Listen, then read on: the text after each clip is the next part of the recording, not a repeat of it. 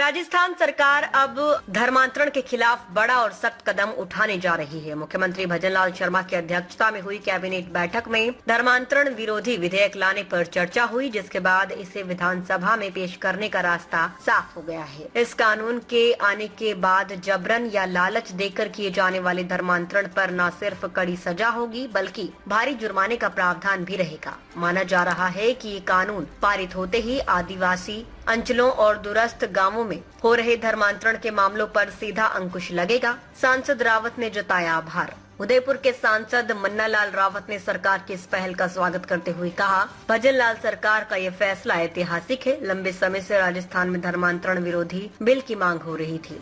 अब कैबिनेट की मंजूरी के बाद ये विधानसभा में पेश होगा और पास होने पर धर्मांतरण की पूरी कड़ी टूट जाएगी। रावत ने आगे कहा कि ये विधेयक केवल धर्मांतरण करने वाले व्यक्ति पर ही नहीं बल्कि इस पूरे इकोसिस्टम पर चोट करेगा। आदिवासी और कमजोर वर्ग के लोग जो जानकारी के अभाव में धर्मांतरण का शिकार हो जाते हैं, अब सुरक्षित रहेंगे। बिल पारित होते ही इस धंधे में शामिल लोगों के खिलाफ सख्त कार्यवाही होगी और पूरा सिस्टम ध्वस्त कर दिया जाएगा। सांसद ने उदाहरण देते हुए कहा कि उत्तर प्रदेश और छत्तीसगढ़ जैसे राज्यों में भी धर्मांतरण पर कानून बने हैं और सकारात्मक असर सामने आया है। अगर राजस्थान में भी ये लागू होता है तो आदिवासी अंचलों में तेजी से हो रहे धर्मांतरण को रोकने में बड़ी सफलता मिलेगी।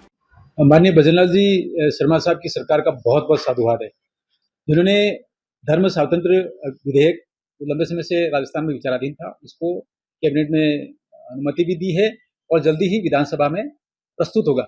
इस विधेयक के बारे में जो मीडिया के माध्यम से, आप सभी के माध्यम से कुछ जानकारी मिली, वो निश्चित रूप से बहुत ही अच्छी है और जिनकी चर्चा कर सकते हैं वो 2-3 बिंदु है। नंबर 1, यदि कोई अवैध तरीके से इस तरह का प्रयास करता है, SC, ST और दिव्यांग इस तरह के व्यक्ति को धर्मांतरण करता है तो उसको सख्ती से उसको रोका जाएगा। और यदि वो गलत है, और इसमें प्रावधान भी किया है कि 14 वर्ष तक की उसको सजा होगी, 5 लाख तक का जुर्माना होगा। लेकिन ये जो प्रावधान है वो भी बहुत महत्वपूर्ण है। अगर दोबारा वो इस तरह के क्रियाकलाप में संलिप्त पाया गया तो उसकी उम्र कैद होगी और बाकी उसका जुर्माना भी बढ़ेगा। मुझे ऐसा ध्यान में आता है कि छत्तीसगढ़ में भी इस तरह के कानून की चर्चा है, उत्तर प्रदेश की भी चर्चा है, वहाँ जो कानून बना है वो काफी प्रेरक है। लेकिन इस कानून में एक बात बहुत अच्छे से दिखती है, वो ये है कि एक पूरा इकोसिस्टम को ही ध्वस्त करने की इसमें रचना की गई है।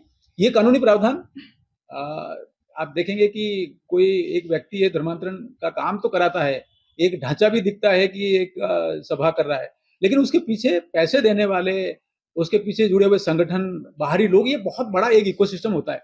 हमने उत्तर प्रदेश के केस में या कि दूसरी रचनाओं के केस में सारा देखा है। कई बार लव जिहाद जैसे केस भी आते हैं। ये सारी की सारी रचनाएं जो हैं, एक पूरी राष्ट्रांतरण का एक बड़ा सिस्टम चलता है। मूल बात इसमें यह है कि जो कमजोर वर्ग है, अनुसूचित जाति जनजाति है, एकदम दूरस्थ क्षेत्र में है, वहां इस तरह की रचना ज्यादा होती। मैं धन्यवाद करूंगा पुनः कि ये जो अवैध गतिविधि है समाज और संस्कृति को खत्म करने वाली है, वो रुकेंगी और आशा करते हैं कि हम सब मिलकर, सबका साथ सबका विकास, सबका विश्वास, सबका प्रयास का जो भाव है वो जुड़ेगा और जो अवैधानिक गतिविधियां करते हैं वो सारे रुकेंगे। ये भी ध्यान में आता है कि कुछ विदेशी षड्यंत्र रचनाएं और बकायदा दक्षिण राजस्थान में ये भी चर्चा आती है कि राजनीतिक दल है जो नया नया उभरा है, वो भी इस तरह के गतिविधियों में संलिप्त है। मैं बकायदा माननीय मुख्यमंत्री जी से और पूरी राजस्थान की जो प्रशासनिक तंत्र है उनसे आग्रह करूंगा कि जहां कहीं भी इस तरह की सूचना जो मिलती है सोशल मीडिया है तो उसको भी कंट्रोल करना चाहिए और इसके पूरा जो इकोसिस्टम उसको ध्वस्त करना चाहिए। देखिए, बाबा साहब अम्बेडकर का जो एक अधिसूचना है उनके कालखंड की, जो अनुसूचित जातियों को परिभाषित करती है, तो बाबा साहब अम्बेडकर ये कहते हैं 1950 में, जो सनातन धर्म में है वही SC है। अगर किसी ने सनातन धर्म, संस्कृति, परंपरा छोड़ दी है तो वो SC नहीं होगा। लेकिन षड्यंत्र पूर्वक तत्कालीन बकायदा बड़े लोगों के नाम आते हैं और राष्ट्र में जो नेतृत्व दे रहे थे उनका नाम आता है और पादरी वेरियर एल्विन का नाम आता है। उन्होंने षड्यंत्र पूर्वक ST के लिए ऐसा प्रावधान नहीं किया।